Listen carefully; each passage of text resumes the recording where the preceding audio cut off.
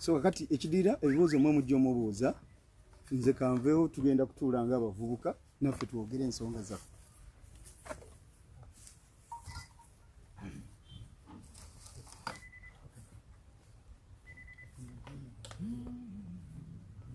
Mwagala nze mbamba ndidi owekitiibwa okusookera ddala ogenda kusooka otunnyonnyoleko ku mbeera nga bw'ogiraba ku bigenda mu maaso mu ggwanga naddala ku ekyo ekyatuukawo y'omutaka then gye twagala okubuuza naffe tujja bikubuuza so tusaba otusooka otunnyonnyole ku kifaananyi ki kyolaba ku bigenda mu maaso okutwaliza. Mwebale nnyo bwe kiba nga kyekibuuzo. Naye Abaganda tulina olugero nti omusango omukadde gwe gutera okugira ki okusala omupya.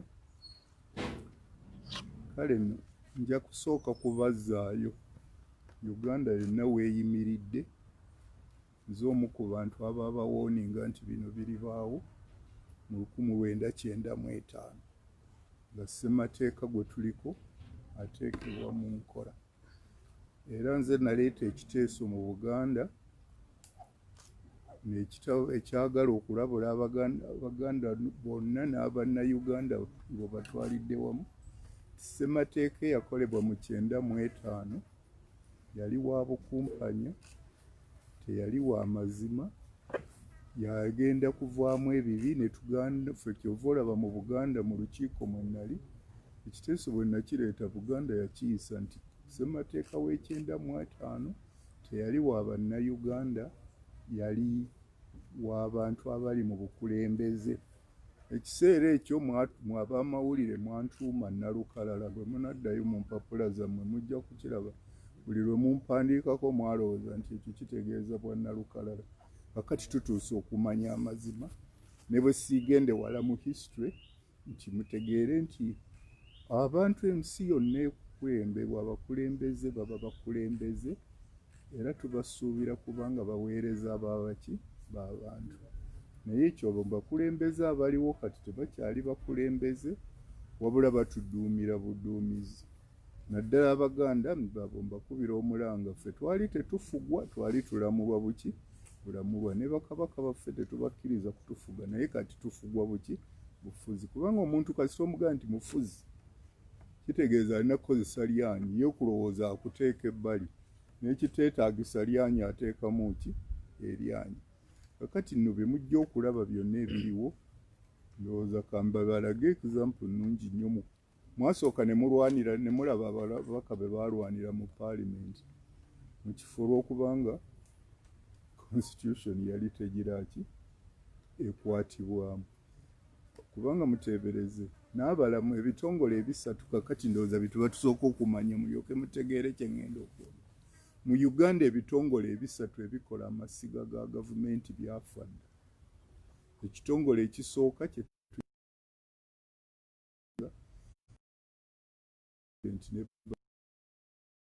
tulonda pulezidenti okutuweereza tumukkiriza n'alondayo abantu baanaakola nabo be tuyita baminisita. Ekimuweesa n'omukisa ogwo nti yasooka abeerondere aleme kuba na bantu bazze kumuwakanya buwakanya wabula abajja okutuula naye bategeeregane. N'olwekyo kyetuva tumugamba abalonde naye olw'okuba twekengera nti obuyinza buteekwa kuba abantu be basalawo. Abantu alina okutwala amannya ago mu Paalimenti eteekwa okuba nga ekola omulimu gwa kubeera ng'eri representative. Bw'ebeera nga eri representative ekiikirira abantu ne babatunulamu kubanga omu ayinza okuba mukwano gwe nga naye essajja libbi lyako kyalo oyo tumugaana wabula abasigadde be baba tebalina buteeyo ne tubaleka. Kakati executive yeemuweebwa pulezidenti asuubirwa kutuula ne baminisita be ne bakolera wamu. Ate tumuyamba kubanga tumanyi Katonda teyali wa ttima n'addira omuntu omu n'ategeera byonna. Kyova olaba bw'oba otegeera ebyobusawo totegeera bya njigiriza, bw'otegeera ebyenjigiriza eby'ekonomi tojja kubitegeera eby'engeri eyo.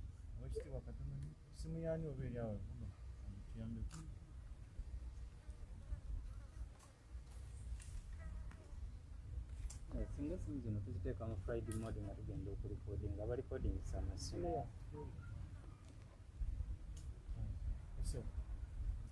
kati ntandike weyongereyo n'oba kakati basuubirwa kukolera wamu naye ndowooza ekyo ne bwe sikimaleeko biseera mulaba pulezidenti ayogera ebirala ne minisita n'ayogera ebirala mwe mubiteeka ne mumawulire ne muki ne mu TV n'olwekyo kitegeeza nti ekyo ekitongole eky'executive kyafa. Ekitongole ekyokubiri kyekiri ekya paalamenti abazungu bagiyita legislature ekitulondesa abantu abo bwe tumala okulonda abakulembeze bali bano basobole okuba okumpi kubanga bwe baba bakola tebayinza kuyita miliyoni 40 mulundi gumu mangu awo kubasalirawo ate nga ne miliyoni 40 tezisobola kutuula mu kizimbe ne sipiika n'aziwuliriza kituuva tulondayo ababaka era mulaba beegendereza buli kitundu baga nti ababaka be tunaaleetanga bajja kukiikiriranga oba buli mitwalo gy'abantu 5 oba 3 gibeere n'omubaka otya omu ne tubatwala eri ekisooka bayambe bano abali mu buyinza buli we bafunye obuzibu babeebuuzeeko bwe tufuna eggwanga lyaffe ne lifuna siringi zaalyo emitwalo 10 be bagiyambako okulaba nga bwezitemaatema mu bisaanyizo ebiriwo byonna buli kitongole ekiteekwa okufuna ate buli kimu ne kimanyibwa nti kino kiteekwa okufuna okusinga kiri kino kiteekwa okufuna n'olwekyo ekintu ekyo ne kigira ki ne kiryoka kikolebwa oba si ekyo wayinza okugwawo ekintu kye tutaateeka mu ssemateeka nga tukola nga bwe mbagambye nti ssemateeka yasoba n'olwekyo bintu biriwo lwaki yasoba kubanga ssemateeka ng'oggyeko okulimba naye mumanyi bulungi nnyo nti Odoki ne Ssempebwa baakola obukiiko obwo bwakola omulimu gwe bayita scientific kati ekigambo mutandise okukiyiga oluusi newankubadde oluusi bwe tukyogera mulimu obulimba kubanga bwe nagenda okulaba mita 2 mu takisi sirowooza nti abantu batuulamu n'abana takisi oba ogipimye naye nayo bakiyita scientific naye kakati ekyaffe scientific baakola nti bano bagenda Bodoki ne bagenda mu buli kitundu bamalanga kweyanjula tuze mu kitundu kino okujja okufuna ebirowoozo bya constitution eyo gye tufunye twagala tubabuulire constitution etegeeza ki oba ssemateeka ategeeza ki ne bamulyoba biki ebibeera mu ssemateeka mulimu biki ebisaana okuteekamu n'ebitali ne bababuulira n'engeri ya kye tuyita governance ne bababuulira eriyo unitary eriyo federal eriyo bino bwe bamalanga okubinnyonnyola ne babinnyonnyola obulungi n'obubi bwabyo ne balyoka babuuza abantu mwagala ki muba mulaba abantu mu Uganda 67 ku 100 baasalawo ti baagala federal mu Uganda kyali 97 ku 100 baasalawo ti baagala federal kakati bwe bagenda okuteeka mu lukiiko luli olw'amateeka luli ssemateeka lwe mbagambye ffe lwe twagamba nti terwakolera bantu tebaakireeta n'olwekyo ekyo kye kimu ku bintu ebikulu ennyo bye baasubya kakati kitegeeza mu Uganda abantu bali abatono abaali 33 be bafuga Uganda ate bw'olwo kitegeeza beekakaatika ku bannayuganda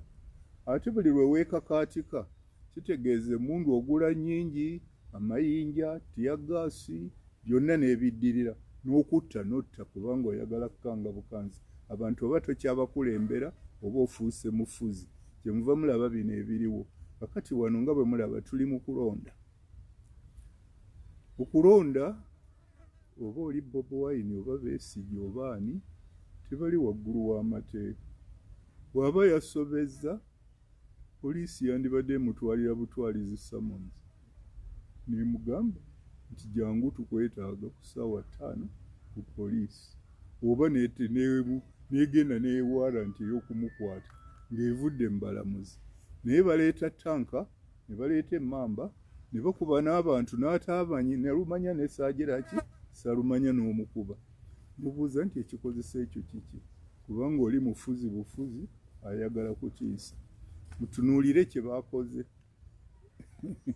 baakoze ekibiina kya NUP gavumenti nedda mu kifo ky'abakondo kubanze kondo gwe mmanyi yatwala ebimenya enju n'ayingira n'asikayo byagize eki byasisa ayinza n'okusaba esente n'okutta n'akutta zaataakuteresa n'atamakkiriza nti tozirina na bano be baba nga baagenze ne bamenya bumenyi ne bakuyingira ne bakwatayo ebintu ne babitwala kintu kya wansi nnyo sirowooza nti ne mu mawanga agamu mpulidde nga batwogerako kya butategeera simanyi na muduumizi wa poliisi nali mpanye ekitiibwa mwami Ochola kuba ndowooza nti y'omu ku baasigalawo police and training obulungi naye simanyi bw'alagira abantu kugenda kukola kintu ng'ekyo kubanga bandibadde bagenze ne search warrant bagiyita search warrant eragira okunoonyereza ate bw'otuuka wali omuntu gw'onoonoonyereza omubuulira nti bannange nti ekindeese wano baŋŋambye mulinawo kino ne kino mugire tubagire ki tubaaze era omulamuzi bw'ati bw'agambye olukusa lwe luno ate buli kyonoonya n'okifuna okiwandiikako naye okumala okukola ebintu ng'ebyo ebyabadde ng'ebyomugulu eddalu ate n'ojja otegeeza abantu twasanzeeyo uniform ani amanyi oba gwe wazitutteyo twasanzeeyo kino ani anaakukakasa nti bye wasanzeeyo byebyo ebituufu kubanga tewayise mu mateeka matuufu kati gavumenti yemenya amateeka ag'obuntu kyekimu kyekyatuuse ku bataka munnaabwe mutaka bunnaabwe abadde abakulembera emyaka 7 yayagadde bagendeyo bamugireko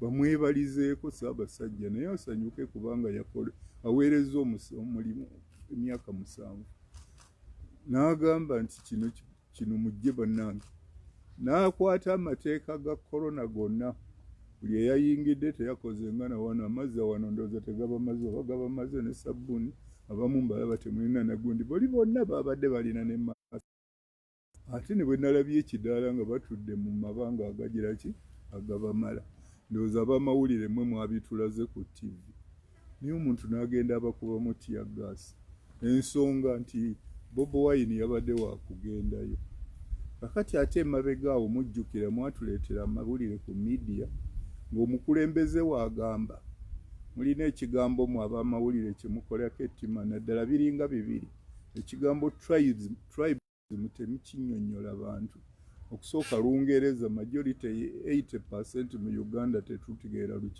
Lungereza ne mugenda ne mutakinnyonnyola oli najja abaga nti ebyo tribal ne mukankana n'okukankana nti kiwuli yakoze ekisobyo tribe bunaginoonya ndowooza ne bwe bunaagenda mu Oxford kubanga oluzungu lwayo mujja kusanga busanzi nti ye group of people abantu abali awamu abalina obuwangwa abalina olulimi abalina ne bwe babasanga buli bwagamba nti njagala Bateso togenda Tooro era buli bwagamba nti njagala mu Irish tojja kukkirira South Africa kubanga kiki ekitegeeza kyali Katonda kye yamukola we yamuteeka kitegeeza nti oli bwe yeegaana eggwanga lye abanga ne bw'oneegaana kitaawo n'ennyoko era sirowooza nti omuntu ayeegaanye kitaawe n'ennyoko ayitibwa mutegeevu nze ndowooza nti be muntu aba tumubuusabuusa obutegeevu bwe naye pulezidenti yennyini yayima ku TV ku ezo midiya zammwe ze mutuweereza n'atugamba nti bino ebyeyita ebiganda neki kakati bw'omala okwogera ekintu ekyo ne tulaba kye wakoze omutaka kitegeeza abaganda tetukyayagalibwa mu Uganda twajja kumalibwawo ate bw'otunulira n'ebintu nti ttaka ly'e Buganda lye basinze okubba mu ngeri zonna eritakyalina ate nga ffe twalina amateeka mu ly'ettaka agasinga okuba amalungi ennyo nti buli kintu kyaliko omutendera mw'oyita n'olitwala bw'olaba nti n'emirimu tesirowooza nti tukyali gundi ky'omutaka omuyinza okugenda n'okuba n'omutaka kubanga muzzukulu we ajja kgendayo n'omukuba tiyagaasi nawulidde beetonze nga Katikkiro ayogedde naye Katikkiro teyayagadde kubategeeza nti batumalawo bumazi nga Buganda nze ku maapu sikyawulira nga batuyita Buganda batuyita Central Region bwe ngenda ne bwe mba ntunudde mu luzungu ndaba nga naye akituyita Central naye musiru kubanga nze mmanyi nti tusimba ku Tanzania twabadde mu center nga tuva eri wansi Tanzania n'olwekyo mumbuulire ekigambo ekyo nandowooza nti Central kiba wakati naye tetubeerangako na wakati ne muwulira ebyo byonna babireese kutulaga nti tetusaana kulaga nti tuli Baganda oba tuli gundi ate nga ffe tulowooza nti amawanga 15 ge gaakola Uganda ne bagateeka ne ku paalimenti mweraba amawulire nammwe mbaakyuzinga temugalaga bantu simanyi oba kati bagasanguddewo kuba baliyo bye bakyusa amawanga gaali Kigezi, Ankole, Buganda, Toro, Bunyoro, West Nile, Madi, Acholi, Teso, Lango, Karamoja, Sebeyi, Bujishu, Bukedi ne Busoga. Bwegali ne ambulemu za ensi eyitibwa Uganda kwe kutondebwawo. Uganda Katonda tagikolanga. Terina lulimi, terina buwangwa. Ffe twatula ne tugamba nti tunaakolera wamu. Bwe tuba tunaakolera wamu, siraba muntu waava n'agenda akuba ne babishopu abali mu kusaba. Era kyonna kirabye nga kyakutulaga nti tebakyatwetaaga mu Buganda. Ekirala baatukolako ettima endagamuntu temuzikyalenyenga. Baatugamba tukujjuza birth, registration, naturalization, presumption. Ebyo ebinaku mmwe abali wano mwenna bwe muba muli Baganda oba bannayuganda abatoolo abakyoli abaani tekuli kitukwatako. Ffe twandibadde by descent era tuteekwa kubeera by descent. Ffe tuli indigenous. Ziri baziyita acquired citizenship. Nammwe mukimanyi nti abaana baffe bagenda eyo Bulaaya mu America nawa bwe batuuka eyo oli bwalwayo ne bamusanga talina mpisa mbi ne bagaa nti emyaka 3 giweze talina mutawaana asaba obutuuze ne babumuwa. Wazaaliddeyo n'omwana ne bagaa nti birth certificate yeeno e London eba yagindi ne bamuwa obutuuze. Abamu babeera ng'oli yajja temumanyi ne gye yava naye nga si bwa bulabe egi mu ggwanga ne mumunaturalizinga ne mumufuula munanka. Ebyo ebintu ne babituteekako ab'amawulire mu Afirika. Nali mbigambye omugumu eyavaako mu Law Society Gimala n'agaana okuwaabira gavumenti. Ne ntunuulira bannayuganda kubanga ffe bwe tuyitirira kuba bannalukalala buli kimu toteekwa kuvaayo. Era kye mulaba nti zirina ne expiry date. Mbuulira lwe ndikoma okubeera Omuganda. Nze ndowooza ndenda kuba ne Muganda n'entaana yange gye ndibeera balimba bandifaalinga ng'Omuganda. Ezo zonna ze mulina baba bajjako obutuuze. Bwe nsoma amateeka ga UN aga 207 agalaga omunnansi yaani agaliko indigenous zonna ziri 46 resolution zisupportinga munnansi. Ekitegeeza ffe tuyinza n'okubeera deported mu nsi yaffe. Bwe bali deportinga teriyo nsi ndala erinclaiminga n'olwekyo either banzita oba bateeka eyo mu makomera gaabwe. Ebyo byonna bivudde ku kubanga tetuddayo kutunuulira principles zaffe nti ssemateeka gwe tulina takola era kyemuva mulaba bino. Kakati bwe bagenda okulonda kyandibadde kintu kyamagezi kubanga bwe tubeera nga tuli miliyoni 4 tulina okufuna abakulembeze. Tulina okulonda be tulabye abalina ebisaanyizo. Si lwakuba batusinga nnyo naye bayinza okuba nga Katonda kuba bino bulabo Katonda yabigira ki yabigaba. Munnammwe omu abasingako ne mumulonda ne mugaa nti tumulonze ajja atuyambe atukulembere. Naye bwe tuba nga tugenda kulonda twandibadde tukubaganya na birowoozo. Naye ebibiina byonna ebiriwo wano bye muyita ebibiina by'obufuzi nze byempita clubs siziyita bibiina bya bukulembeze kubanga ebyobukulembeze si bwe biyeyisa. Naye owulira buwulizi twagala tugende tujja kugira takubuulira kiki kyagenda okukolera. Uganda eyimiridde etya tujja bwe naakulonda ogenda kunayo otya ate baabagamba n'okuwala n'ekigambo byafaayo. Simanyi muntu mutegeevu akyawa byafaayo. Nze ndowooza omuntu yenna anaategeera asooka kumanya byaliwo n'amanya ebiriwo n'ateekateeka eby'omu maaso. N'olwekyo nze ndowooza nti bano abaana ba Nkobazambogo lwaki bazze wano. Nze nali nabagamba dda nti tubeera bannayuganda lwakuba tuli Baganda. Ye proof. N'olwekyo be bawanjaga ne balaba nga baakubye ne bishopu era ndowooza mukirabye nze sinnabayita nabadde ne baŋŋamba nti ajangu tulina okwebuuza naye tetujje ne tuzze na bano. Babaleeserwa kubalaga nti banyiivu kubanga bye nali mbabuulira either bisobu oba si binankani. Ensi tetuyinza kugyagala era kyemuva mulaba guno gwe mulembe gwe batugamba nti temulina mu Luzungu bakiyita patriotism. Ne babagamba nti mugire eki patriotism temugirina tujja kugisomesa. ani akusomesa okwagala n'ennyoko ne kitaawo bw'ozaalibwa otandika butandisi n'olaba nga buli okulira mu ngalo ze yafaayo ku kino olina amazzi tolina ne bigenda mu maaso naye tetugira ki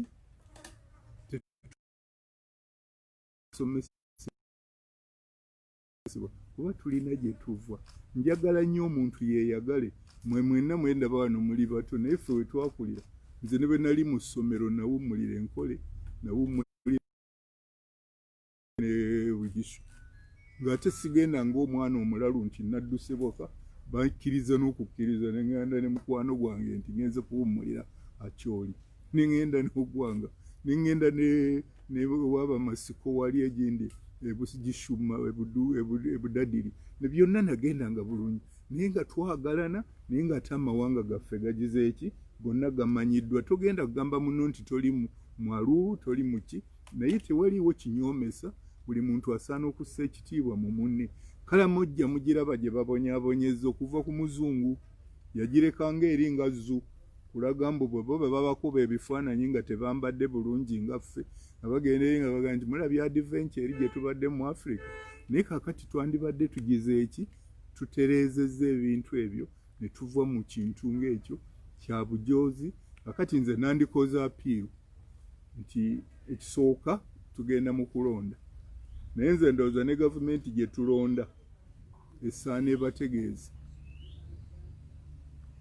twandigisabye ekola emyaka nga 2-3 gyokka tutereeze ssemateeka kubanga ekyetaagisa kwe kuddayo tutereeze ssemateeka n'olwekyo yandikoze emirimu emikulu 2 ogusooka kwe kutuulanga ne ba civil servants ne bakakasa nti emirimu gya bulijjo tegiyimirira ogwokubiri bayite conference ey'amawanga 15 luno tetuleeta nabakiise tuleete babaka ababaka kyanjawulo nnyo n'abakiise ku kukola constitution totuma mukiise oli eyavudde mu constituency talina need naye alina need ye Bunyoro alina ebibya alina ebibira bye alina ettaka alina amafuta alina ki bwe twegatta n'Abaganda tulina gold n'ebirala Kalamojja ngagga nnyo n'okusinga Buganda naye tugibbye bubbi ate ne bujja bambi ne buleebeetera eno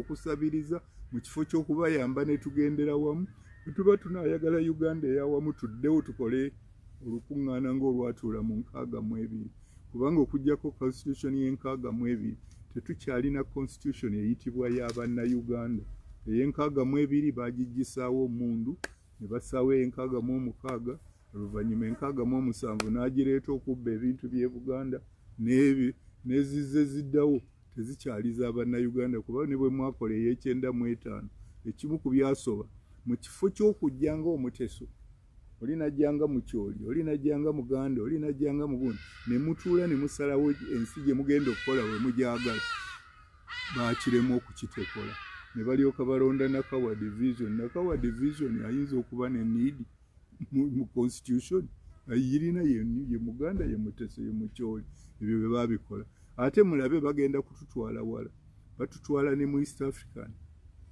community singo faba abali wano ffe tutuula ne tuteesa ne bannaffe bali ne tugiteekawo eri community yasooka nze mwe nakola compost ne telecommunication ne nkolako ne mu East African Airways ne ssente zange ze bansasula president yagaana okuzimpa newankubadde Tanzania Zanzibar n'ebirala byonna ziri eyo baazituulako twalinga lwakubanga ekyagisuula baali bakulembeze kugirowooza nti yaabwe ku buki ku bwabwe Nyerere n'atuula n'Amin eyo neesasika kakati njawulo ki gye munaakozesa Kinyatta Museveni Kagame ne gundi nga si mmwe mugyekoledde genda kugira ki kakati batugyeko ne passport mubulire ddala mumanye nti ekintu kya citizenship kigenda kufuuka kizibu passport be bagifudde nandowooza nti ebyo bikolebwe kubanga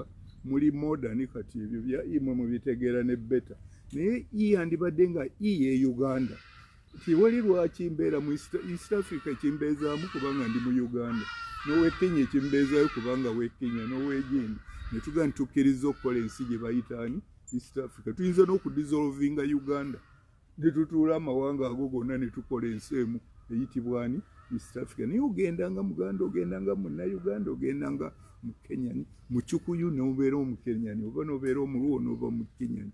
N'olwekyo ebyo nze ndowooza nti bye tulina okukola, naye kyabadde kya bujoozi nnyo, kya ttima okudda ku Buganda ne batusaanyaawo. Naye ate oba oliawo Katonda yayagadde muzuukusa abantu nti omutalo oluliwo si lulala. Gavumenti teyajja kutukulembera, yajja kutusaanyaawo mu mawanga na kutwawulayawula tuleere nga tuneneŋŋana. Balina ekigambo kye bataagala kwogerako ekiyitibwa nepotism. Mwe nepotism mukinoonye mu dictionary zammwe mujja kukisanga kibi nnyo, naye tekyo tebakivumirira, bavumirira tribe. So nga nepotism bwe mbeera nga muliika nze nagenzeeyo buli kifo kye nnina nsooka kulaba mukyala kyafunye, omwana wange kyafunye, muzzukulu wange kyafunye, gundi ekyo kyekibi. Ne bwe baba nga tebasobola embalonda era babeerewo, kimulaba kyekiriwo olwaleero. Buli awali office erina gyeraze. Bwe munaakyetegereza singa mubagamba ne tutunuulira oba magye oba poliisi oba kiki, ne bonna bonoogenda wadde National Social Security eri oyinza okusanga nga abantu abalimu oluusi si na bannayuganda proper, naye nga bonna bali muki be batukulembedde.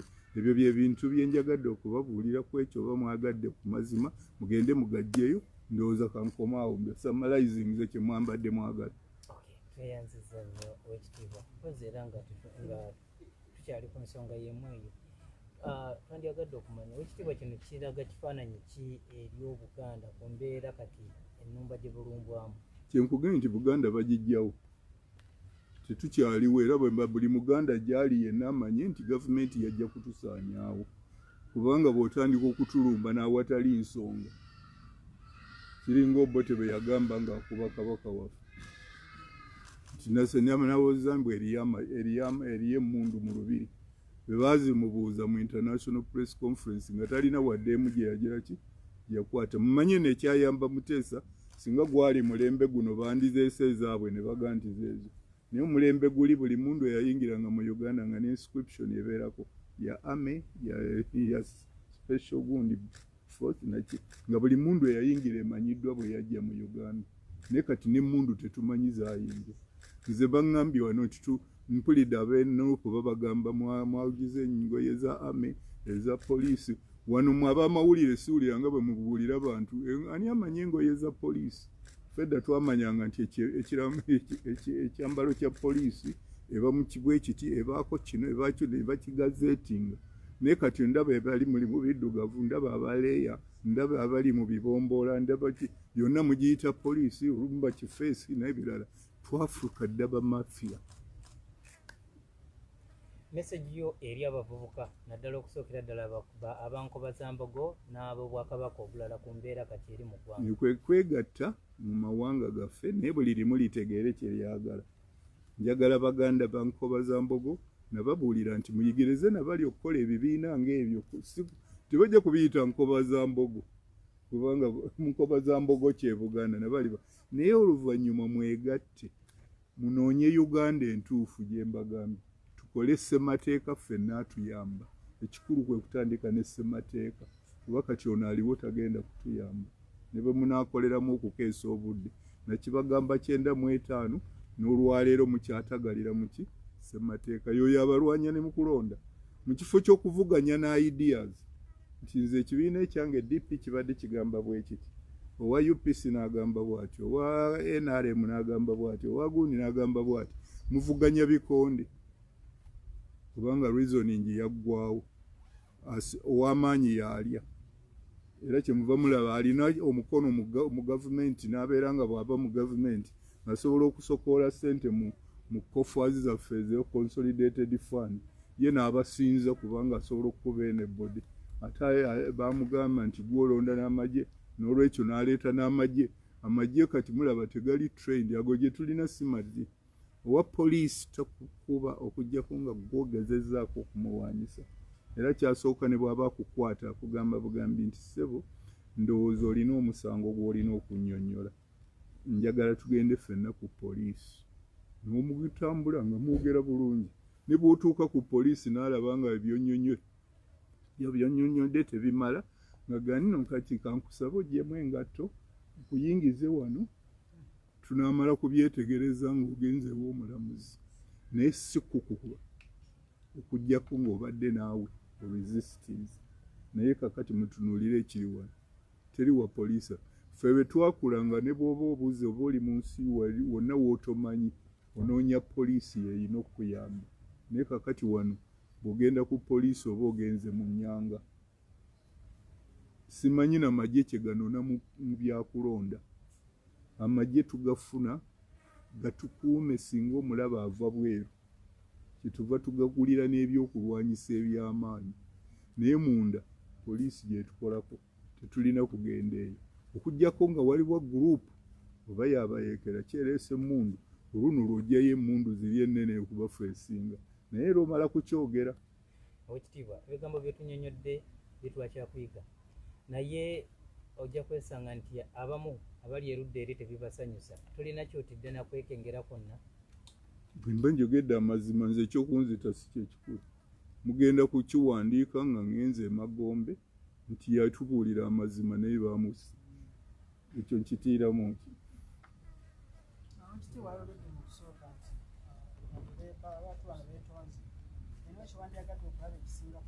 singa bwe yabadde mukulembeze owa waggulu nga yeyakyogedde aduumira bali nandikitegedde naye omukulembeze yatugamba nti bino ebigande yasirise oli mu wakazi wattu eyeetonze eri oweeri egindi ndowooza ye yayagadde kukuulinga bukuulinzi bantu baleme kugira ki oba oli awo yabadde alina abamuvuma eri emityana naye tekitegeeza nti beetonze kuba ekyakoleddwa kibi nnyo kyakoleddwa ku Buganda bw'okwata ku bataka Buganda oba ogikutte mu liiso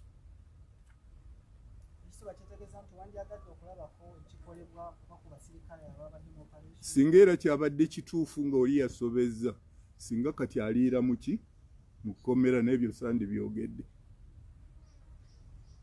yenkulembera entuufu omusirikale yandibadde olwedde bamukutte ng'alina muki mu kkomera mpulira batwalayo ne civilian mu military gundi kooti naye ate abo omusirikale yandigenze mangu ne mu military kooti kuba yeye waayo so nga civilian tayandiwoleza mu military kooti ne bw'oba wamusanze n'emmundu amateeka agafu agalisiivu ogamanyi n'okupanishinga eyabadde n'emmundu mu butali bugenderevu naye kitegeeza nti tufugwa bali ba 33 tutuddeko tuleme kwogera bituufu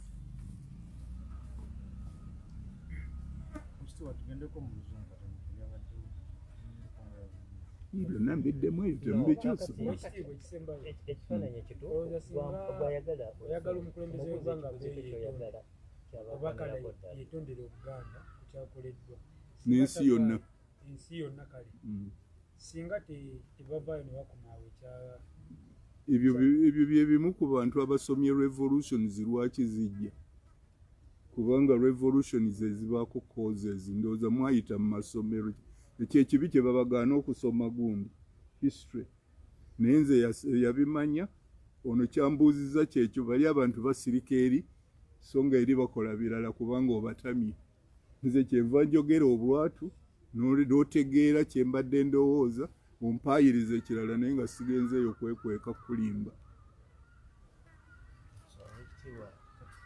I wanted you to give us a brief about what happened What does it signify? On what? We don't. attack on the Bataka and then the raid on There the was offices. Madam Buze Chibuzo. attack on the Bataka. And the raid Raid on on the the officers using the army and the police. You came late, but you were the people even who told us on your media. They had crowded to celebrate the success of one of them. And they had complied with whatever scientific law the government wanted. But they were innocently attacked. And even the apology has no action to show that there was an apology. Because by now, the incumbent, the culprit would have been in prison by now.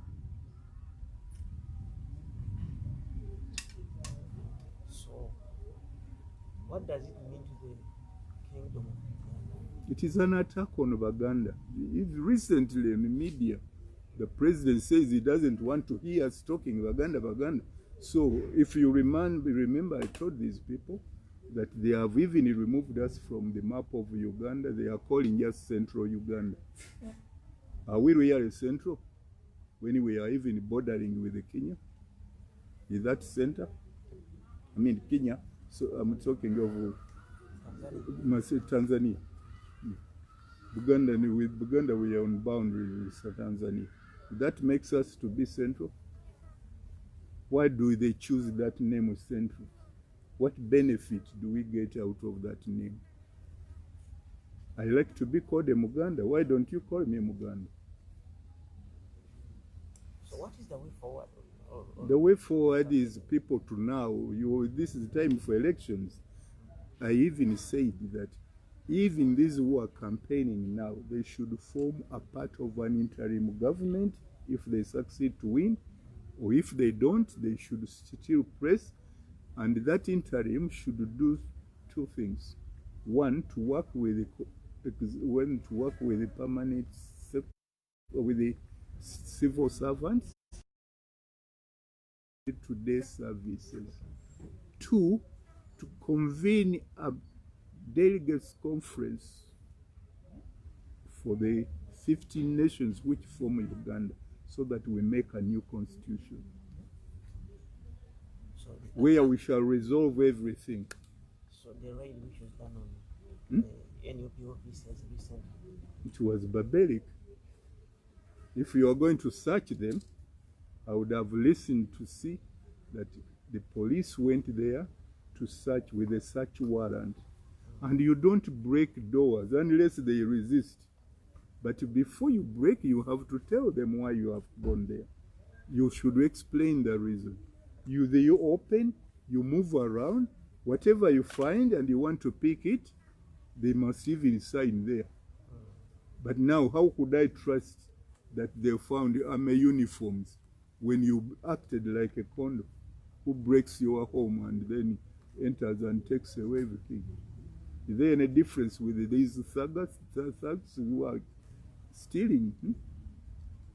So in the forthcoming elections, what does it indicate? That's what I'm saying, that citizens should look for ideas, those who have got ideas to rescue Uganda from that turmoil. They forget, don't only tell me I'm going there because I'm changing. Change. We may put you there and then also you behave the same way. But we should compete with ideas. Politics is a competition of ideas. And the voter is his right to choose which one is better at that material time. That's why I don't have permanent governments. Because today, if the economy is down, the one supporting the economy will go through. But tomorrow, we may be a little bit better, and yet education is far back. So that's why you see we get term limits. So, just the last question. In comparison to the last regimes, what has been happening, how do you compare the last that have been using the army in the politics? If you're talking about Uganda, using the army in politics, because you've seen the area regimes using it. What do you think the effect? I condemn the Obote because he used the force. Therefore, whoever uses the force, whether the past or the present, it's wrong. People should be governed according to their will. And that is why commissions like Odochi and what were put in place to know which direction we shall follow. But when you abandon the will of the people, so it is forceful leaders. Leaders must be, we say, from God, because this is a gift of leading others. The purpose is not that you don't become a leader because you are so intelligent or you have so many PhDs. Otherwise, we wouldn't have wasted our time. We should go to Makerere and tell us the first PhDs that they will lead us. But the point is, God gives a talent, someone can be a leader, even less informed, but so long as he can coordinate the talents to work together, he will pick the one who knows about education, he will pick about the one of health and the one of that, and the social whatever. Then you make them work and produce results. Yes. You are calling for revision of the Constitution. What is... Because we don't have one. What is so deserving that you need to see in the new Constitution? 1995 Constitution, the spirit was saying it was made because we had taken about 50 years without changing leadership in a peaceful way. That is the first clause in that constitution. The moment you removed it, and to protect that clause, they put there two clauses.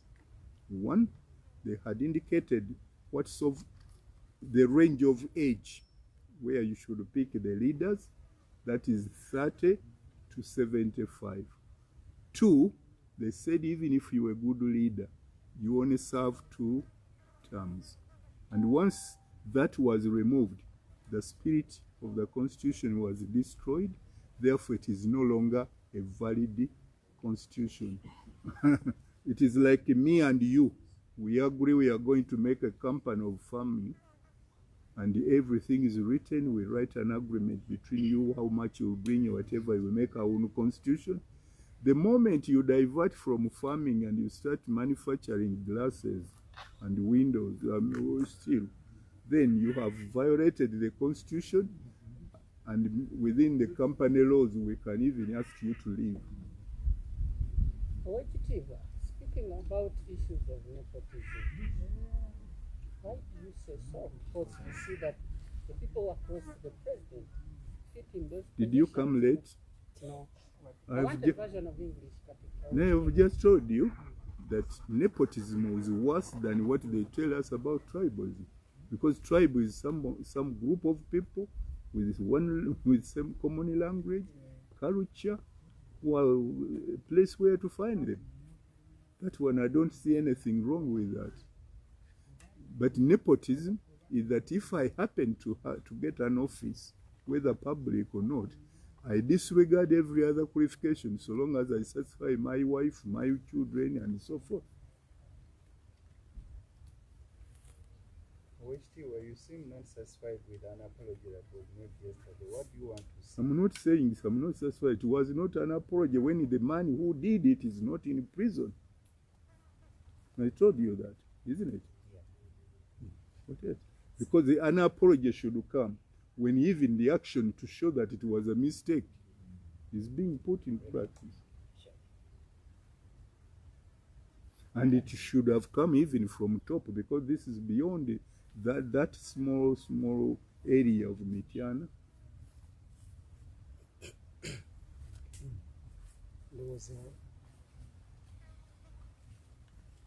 Tukomeka awo tugendeko mu feezi eddako. So kitiibwa tweyanziza nnyo tusabe naffe twogereko ebyaffe. Tugenda kusaba tufune ku ntebe bw'oba if possible.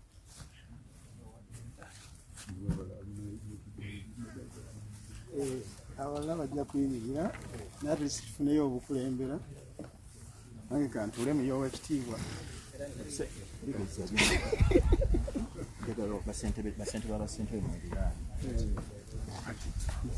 Funa entebe wali musiriye. Funa entebe.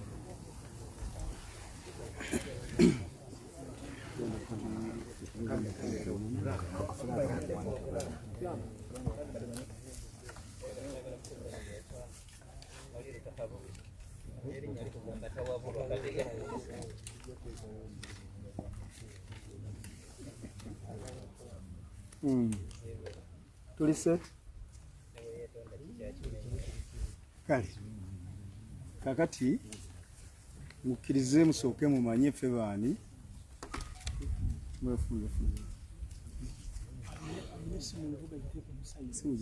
Oba wandikifune wogireka. mukkirize musooke mutegeere ffe baana abalirete temudda mu balagiro ffe tuli bavubuka ba Buganda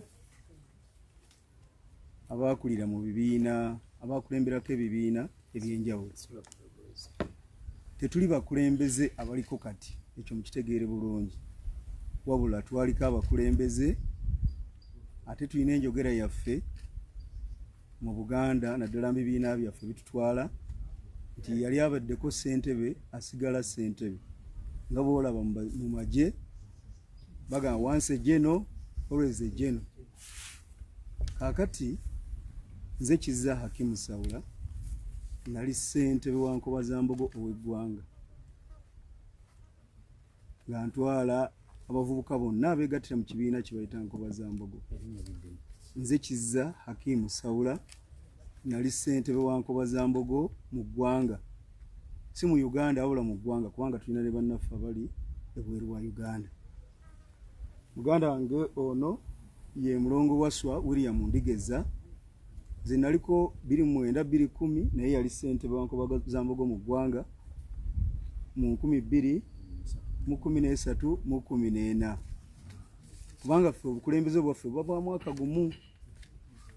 Tulina Malimbolimbo Nicodemus yaliko Ssaabawandiisi wa Nkobazambogo mu Muteesa Royal University.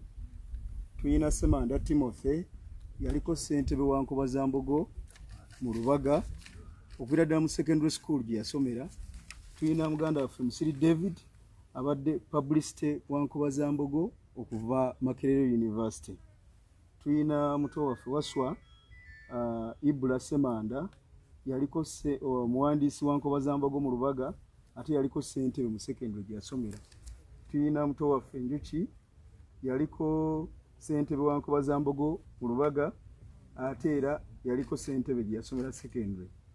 Muto waffe ono Arnold essaawa eno ye muwandiisi wa Nkobazambogo mu Makerere University. Tulina Dr. Moses yaliko ssentebe wa Nkobazambogo mu KIU Western Campus yasomera obusawo. Tulina Kaizi Muhammad yali ssentebe wa Nkobazambogo KIU ate n'abeerako ku lukiiko lwa national ng'omuwandiisi. Tulina abaganda baffe bano abalala omulaba ba Bangawa. Tulina bali ku Dembe Joseph munnamawulire munnammwe yaliko ssentebe wa Nkobazambogo mu YMCA yasomera amawulire era muweereza wa Bwakabaka kati. Tulina abaganda baffe bano bonna muwanike ku mikono bava mu kibiina kye bayita Bangawa. Ffe ng'Abankobazambogo emirimu gye twali tukola emirungi, abantu aba bulijjo baneekolera gyange abali mu Butale abali mu Arcade ne batusaba tutwaleyo Nkobazambogo. Naye ate Nkobazambogo ng'alina kubeera Students Association nga kyabayizi, kwe kusalawo kuteekayo ekifaanagana n'Enkobazambogo mu basuubuzi. Kati bano beewa Kisekka abamu baabeeranga na mu Paaka Yard baavaayo kubanga twali mu Owino Paaka Yard Kisekka mu butale obusinga obungi. N'olw'ensonga eyo tuzze wano olwaleero si mu bibiina by'obufuzi bye tubeeramu era situgenda kwogera ku nsonga za kibiina, situwagala muzitubuuze nako. Fokasi yaffe twagala ku nsonga za Buganda ng'abaana Abaganda. Kituluma nnyo ebigenda mu maaso era mukkirize nga tutandika muganda wange Waswa William Ndigeza kasooke atukolera introduction.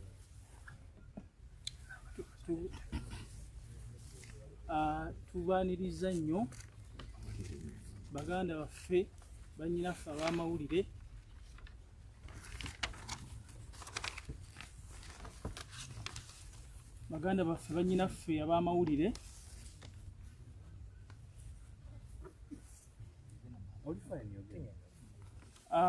ekituleese wano olwaleero mu mbeera gye mutulabiramu nga tuwambadde emitega nsowera gino nga n'ebigere bikalu temuli ngatto, tetuzze mu mbeera ya ssanyu ng'ekyambalo kyaffe kino kyambalibwa mu ssanyu ne mu nnaku.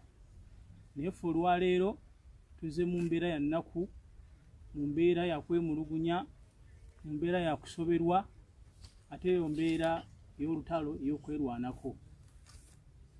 Mukimanyidde ddala bulungi era muzze mukiwulira okuva ku bantu abasinga obungi, ate era nammwe engeri gye muli bayivu mukimanyi nti Uganda yakolebwa amawanga 16. Kale nno Buganda lyerimu ku ggwanga 16 erikola ensi gye bayita Uganda. Kakati engeri gyekiri nti tuli limu ku ggwanga eryakola Uganda, ffe tukulemberwa Kabaka, Ssaabasajja Kabaka, wansi w'abajjajjaffe abataka abakulu ab'obusolya. Era buli Muganda yenna ayina ekika mwava, ayina jjajjaawe mwava, nga n'amawanga amalala bwe gayina ebika byabwe n'obuwanga bwabwe bonna gye basibuka. Kale nno Omuganda oba agenze mu byobufuzi, oba agenze mu byobusuubuzi, oba agenze mu bya mizannyo, oba afulumya eggwanga Uganda n'agenda mu ggwanga eddala, asigala muwulize eri Ssaabasajja Kabaka, era asigala muwulize eri omutaka omukulu ow'ekika kye. Era bw'aba ayitiddwa okubaka omulimu gw'akola, addukirawo nga teyeekwasiza nsonga yonna najja aweereza eggwanga ly'e Buganda. Kale nno ekyatuuseewo ku Lwomukaaga Mugulu Musingo ku butaka obw'ekika ky'Embogo, ku Mutaka Kayiira, omukolo gwe yabadde ateeseteese okwebaza Katonda olw'okumusobozesa okuweereza Ssaabasajja Kabaka ne Buganda okutwaliza awamu, ng'akubiriza olukiiko lw'abataka abakulu ab'obusolya, kyabadde kibi nnyo okumukubamu tiyaggaasi nga tebalina bayise mu mitendera gyonna gye balina okuyitamu, naye bannaffe olw'ettima, olw'effutwa, olw'obutaagaliza ne basalawo babalumbagane babakubemu tiyaggaasi. Ekikolwa ekyo kyekitujjeeyo tujje tukivumirire ffe ng'abavubuka abankobazambogo abaaliko abakulembeze, ate ng'era abasika ba Buganda ababaddewo kumpi nga tulaba buli ebadde bigenda mu maaso mu bwakabaka bwa Buganda okumala emyaka. Guno si gwe mulundi ogusoose gavumenti ya Mwami Museveni okuyisa amaaso mu buwangwa obw'Abaganda. Era kyeraga lwatu nti ye alabika nga tayagalira ddala buwangwa. Era mulaba nti kimutwalidde emyaka kati 76 gy'agamba gy'alina okukkiriza nti ye Tebuhabulwa era erinnya eryo lirina eggwanga. Gano gonna amannya amalala okuli Kaguta ne Museveni ago go siga ggwanga, tegalina ggwanga mwegagwa. Naye kimutwalidde emyaka 75 okukkiriza nti alina eggwanga mwava. Eggwanga mwava sirimanyi bulungi, naye ndowooza munaalitegeeza abantu. Naye ffe tuli Baganda era tusibuka wano. Kale nno obuwanga bwaffe tubuwanye ekitiibwa, bajjajjaffe abataka abakulu ab'obusolya tubawanye ekitiibwa, era bwe tulaba embeera yonna esoomooza obuwanga bwaffe tulaba nti ekutte ku bulamu bwaffe, ekutte yo tugivumirire. N'olw'ensonga eyo tusaba Abaganda yonna gye muli mwongere okuvumirira ekikolwa ekyo, era twagala ne gavumenti ya Mwami Museveni ekimanye nti Uganda yakolebwa amawanga agayina obuwangwa, era bwebanga ddala gavumenti eriw'okulwa abantu esaana ewa ekitiibwa obuwangwa obw'abantu abali mu Uganda. Ekyo bwe kitakolebwa bwe kityo kijja kumuwandiikibwako ng'ekintu ekibi ennyo mu bulamu bwe, era kigenda kusiga obukyayi, kiyinza n'okuleeta ekitta abantu wano senga towa buwanga bw'abantu kitiibwa, kubanga bw'onooba towadde buwanga bw'abalala kitiibwa, nabo tebajja kukuwa kitiibwa mu buwanga bwo. Kaakati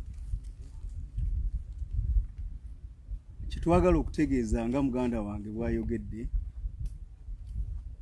buli lw'ovaayo okwogera nti ndi Muganda,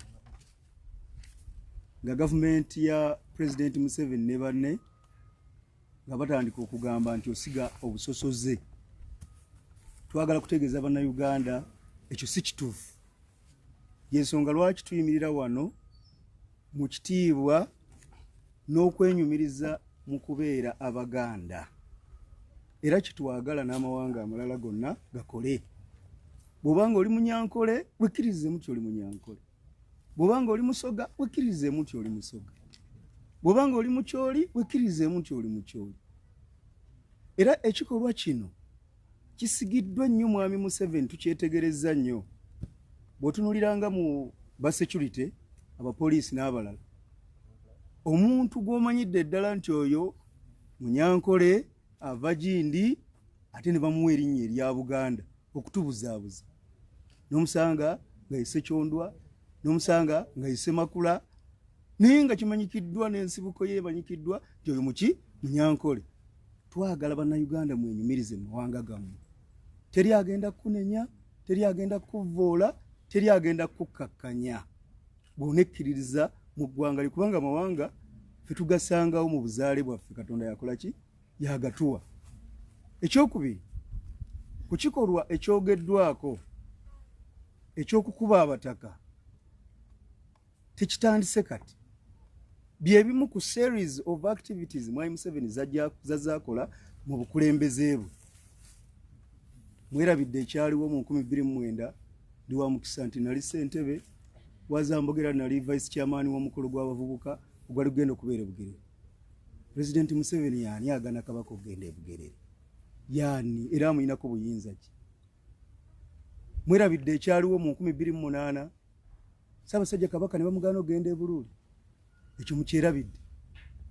Mwerabidde ekyabaddewo omwaka oguwedde 2019 Katikkiro wa Buganda lwe bamusalako Oweekitiibwa Charles Peter Mayiga ne bamusalirako mu Brovard e Masaka nga bamugaanye okugenda e Kkooki.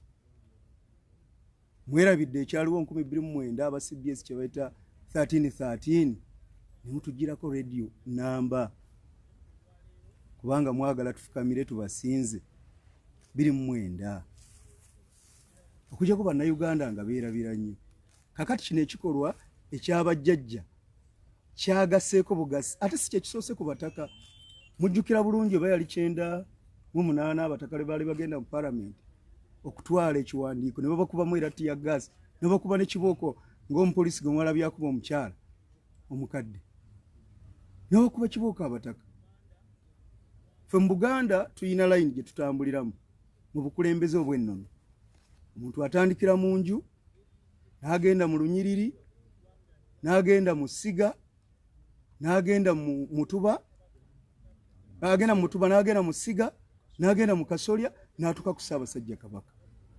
Kakati bw'oba okutte ku Ssaabasajja Kabaka kitegeeza manya omutaka abadde n'akubiriza olukiiko lw'abataka, kitegeeza siteepu eddako oyingira waani wa Ssaabasajja Kabaka. Ekyo bannayuganda, abantu Abaganda kye balina okukola ki? Okutegeera nti kasita okwata ku mutaka ate Ssaabasajja ye Ssaabataka.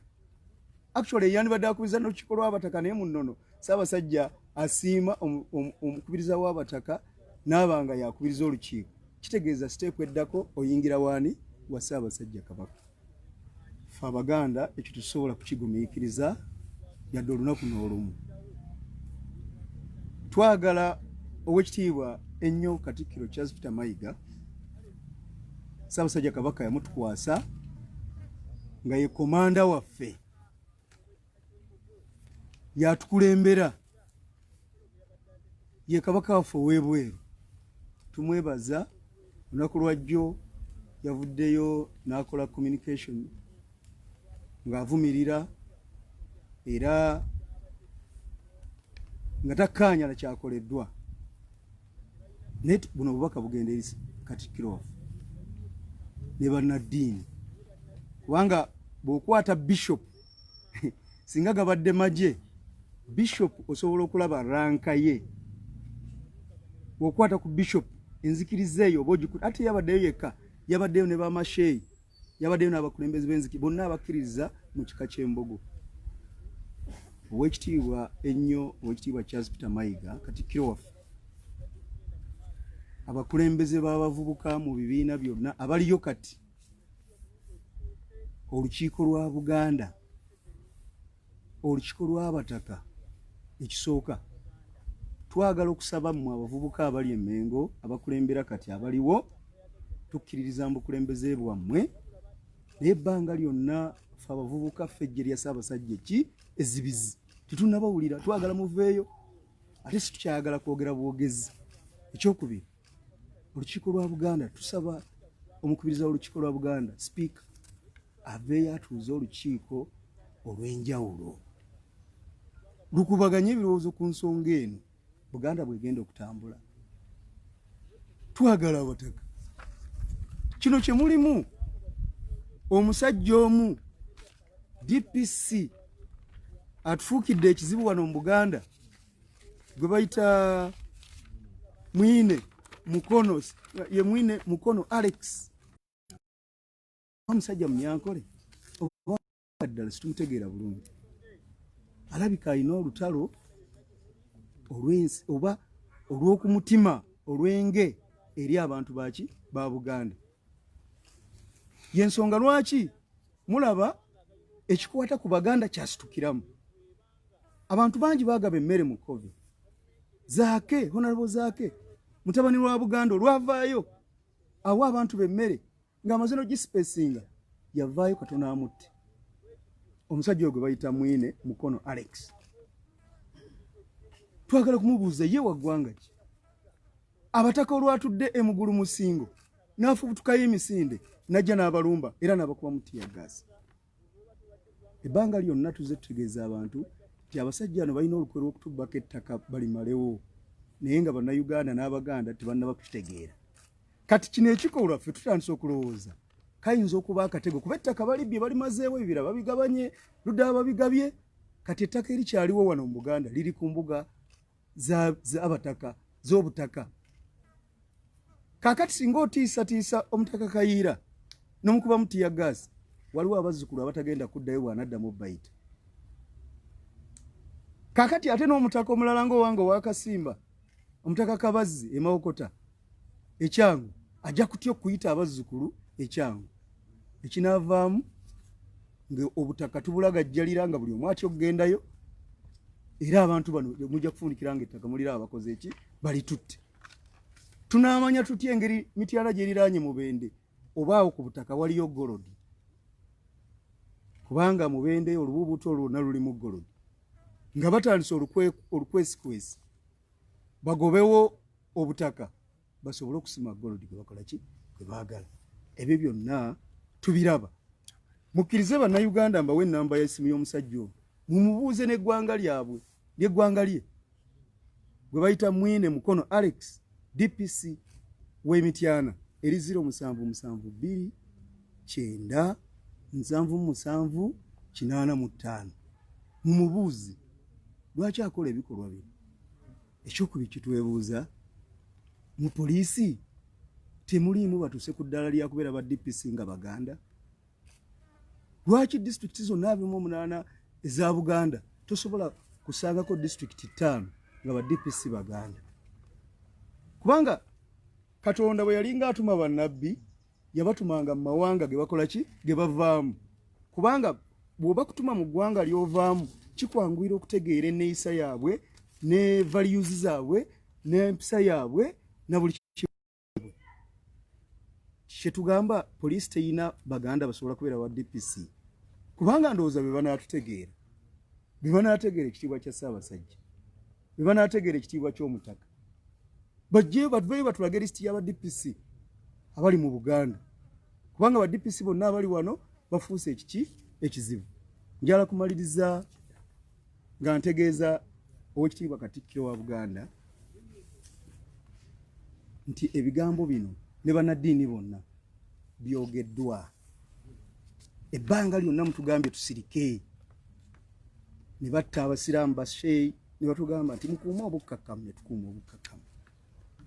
Ne batta abalamuzi ba Kagezi Joani abantu bwe basitukamu nga President ne bane bagamba bannaddiini muveeyo mutegeeze abantu bakole kye bayita sanite bakkakkane. Ne bagaana Ssaabasajja okugenda e Bugerere nti muveeyo mukkakkane ne tukkakkana. Gaana okugenda ne bakuwambamu awo akaseera kuwamba Kati bannayuganda mubeere bakkakkamu mugumiikirize ne tugumiikiriza.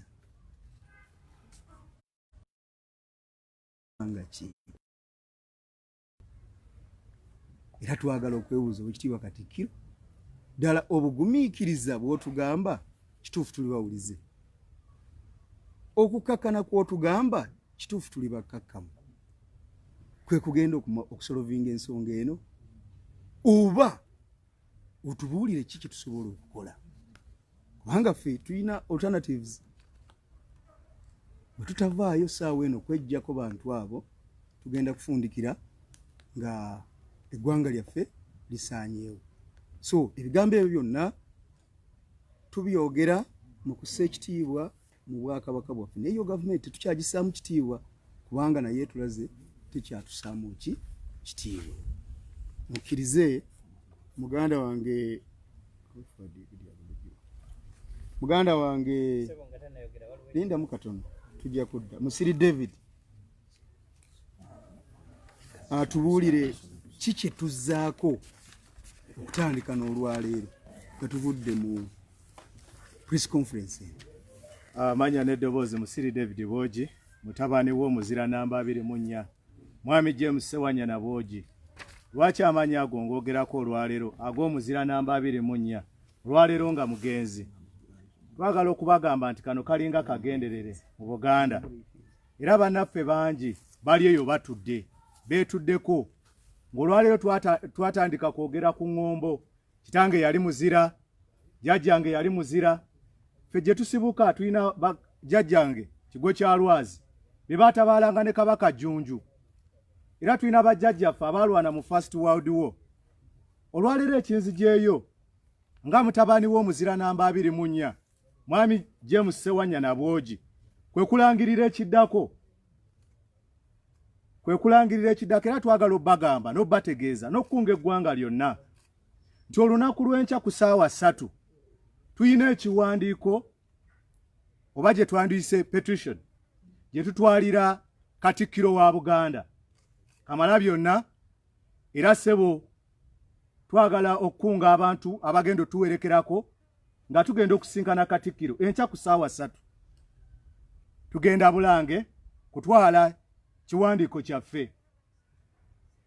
Enkya ku ssaawa 5 nga tuvudde ku Lubiri, enkya ku ssaawa 5 tugenda kubanga tugenda nga tutuukirira bannaffe bannaddiini abeegattira mu madiini gonna nga geegasse wamu. Enkya ku ssaawa 5 tugenda kubatuukirira era tuleete ekiwandiiko kyaffe namutaayiika ekirimu ensonga semasonga. Era twagala okubategeeza nti enkya mutulinde. Njagala okukunga Abannayuganda mwenna abali gye muli, kubanga kino ekyakoleddwa ku bataka, ekyakoleddwa ku jjajjaffe Kayiira, tekyakoleddwa ku jjajjaffe yekka, wabula kyakolebbwa ku Buganda bonna. Era twagala okubabuulira ffe nga ab'Enseenene, nze nga Daudi Bwogi mutabani w'omugenzi James Bwogi, enkya tukeera mu matulutulu ku ssaawa 3 tugenda kubanga tuwaayo ekiwandiiko kyaffe eri Katikkiro Kamalabyonna wa Buganda. Era twagala okubategeeza olw'okubanga tulabye ebintu bingi ebizze bikolebwa ku Buganda nga kalinga kagenderere. Twalaba ebyafa mu b'enzululu, Obwakabaka bwe bwalumbirwa, abantu ne batugumbubwa, kwegamba ne tulaba abantu nga bafa, naye nga abasajja ababatta tebalina bamuwadde n'ekisa. Twalaba ebyafa mu Bwakabaka bw'e Bunyoro, ekyaweesa kitange okuba muzira namba 24 kwe kuba nti President Idi Amin Dada bwe yalumba olubiri ng'alumba Ssaabasajja Muteesa, Mwami James Bwogi yateekawo ebibegaabega bye. Ssaabasajja Muteesa kwe yasinziira okubuuka olubiri. Kati olwaleero wentuula eyo n'endaba bino ebigenda mu maaso, nga bambi mukwano gwaffe nnyo Oweekitiibwa Dani Muliika avaayo n'atulwanirira, naye nga ffe abakyalimuuko amaanyi tuli eyo. Olwaleero we tuba nga twogera bwogezi kuba jjajjaffe, we tuba nga twogera bwogezi kuba kitaffe abazira, nga ffe tetulinaawo kye tusobola kukola. Njagala okubabuulira Uganda tesobola kudda ku ntikko nga teyina baganda abaawana abaana ab'enda ya Nambi nga bavuddeyo netwesowolayo Bwantoogo netusobola okubanga twolekera eddimu lino era njagala okubategeeza mwenna abavubuka abampuliriza tetwolekedde olusozi Bambalagala wabula mu kaseera kano va yonna gy'oli njagala okubagamba muve mu comfort zone zonna gye muli mujje olunaku lw'enkya mutuwerekere nga tutwala ekiwandiiko kyaffe oba petition eri Katikkiro neyanza. Kakati muganda waffe Malimbolimbo ka winding up ne akole conclusion then tufune ebibuuzo. Nze Malimbolimbo kifuba kiwunya musaayi maanyi ga ssasi mutima gundi Mmengo. Yensonga lwaki tuli wano, ensonga eziri Mmengo zitunyiga.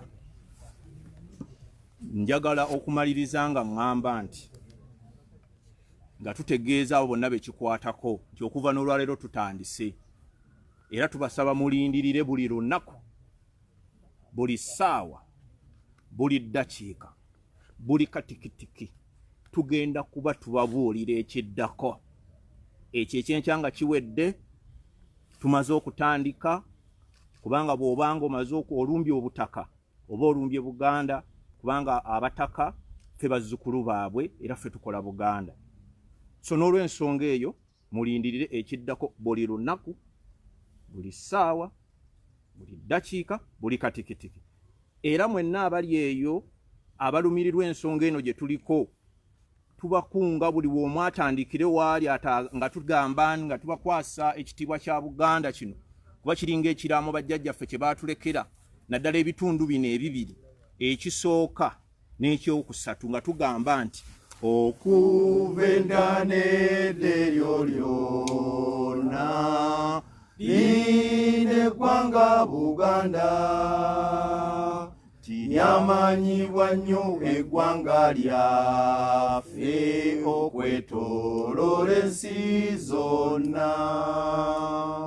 Abaana balero katulwane okukuza Buganda nga tujjukira nnyo bajjajja baffe abafiirira ensi yaffe.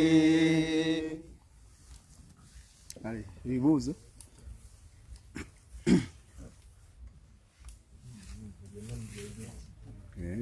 Gundi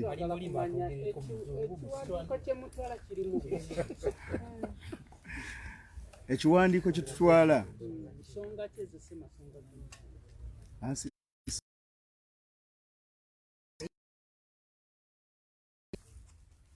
kye twagala okutwala eri Mukama waffe Katikkiro komanda waffe mu lulimi olwaffe olw'ekivubuka kirimu ensonga ffe zetulowooza zetulina okuzzaako okulaba nti tujjawo embeera eno eriwo.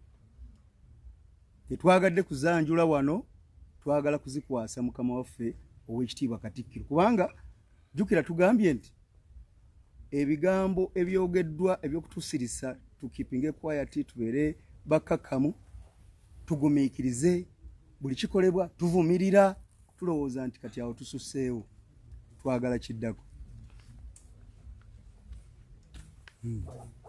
Okay.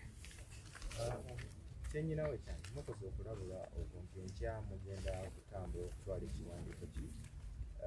Poliisi mikwano gyammwe mugitegeezezzaako ku nsonga eno era temusuubira kutataaganyiza. Kakati ekisooka kirungi okyogedde nti kutegeezaako omuntu waddembe okukutegeeza bw'abanga ayagadde obanga tayagadde. Ekyokubiri abataka bajjajjaffe baabategeezezza ki ekyabaddewo kubanga baabategeeza ne babawa n'ennamba entuufu abantu 7 mujje nga mwambadde masiki muteekewo sanitizer byonna baabikoze baabadde 40 ki ekyabaddewo.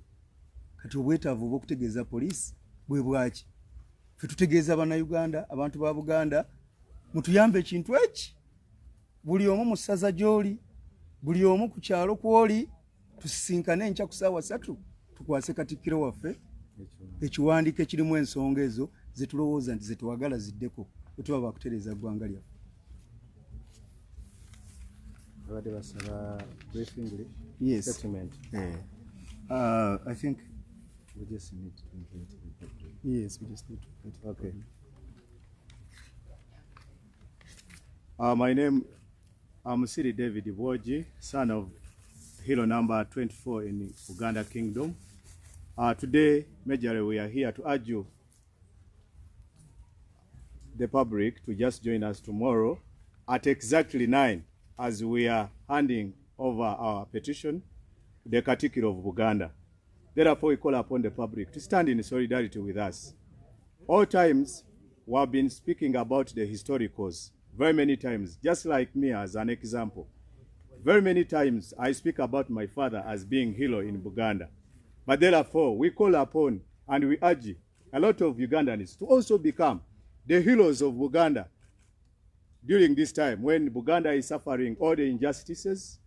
Therefore, tomorrow, we are hitting Buganda as we are going to hand in our petition. And we are also going to take our petition at around 11 a.m. to the Interreligious Council. Tomorrow, 9 to 11. at 9, we are at Bulange. At 11, we are at the Interreligious Council. Thank you so much. We only urge you to come and stand in solidarity with us. Thank you so much.